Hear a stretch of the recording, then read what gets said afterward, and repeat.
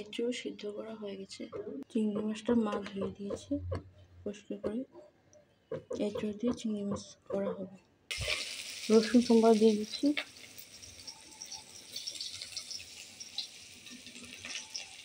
ঢেঁকি শাকটাকে দিয়ে দিচ্ছি।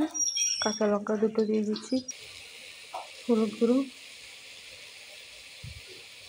শাক এবং নুন দিয়ে দিচ্ছি। নাড়াচাড়া করে ঢেকে দেবো। ঢেঁকি শাক হয়ে গেছে।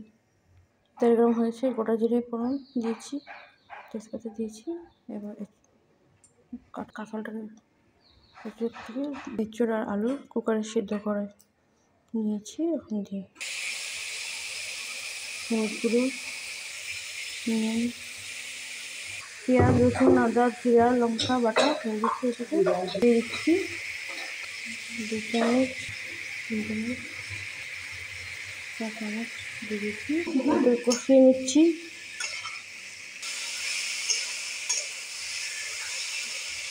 কাঁঠালের তরকারি অনেকে বলে এঁচড়। জলটা শুকাবো, মাখা মাখা করবো। সেই রোদ দিয়েছি। গরম মশলা দিয়ে দিচ্ছি। এঁচড় হয়ে গেছে। চিংড়ি মাছটা ভাজা ভাজা হয়ে গেছে। এঁচড় তরকারিটাকে ছেড়ে দেবো।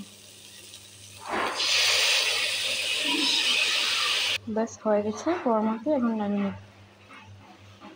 চিংড়ি দিয়ে কাঁঠালের তরকারি বা এঁচড়ের তরকারি। একটা আমি খেয়ে দেখছি, দারুণ টেস্ট হয়েছে। ভাবতে পারছি এতটা টেস্ট হয়েছে। খুব খুব টেস্টি হয়েছে। খেয়ে দেখলাম একটা।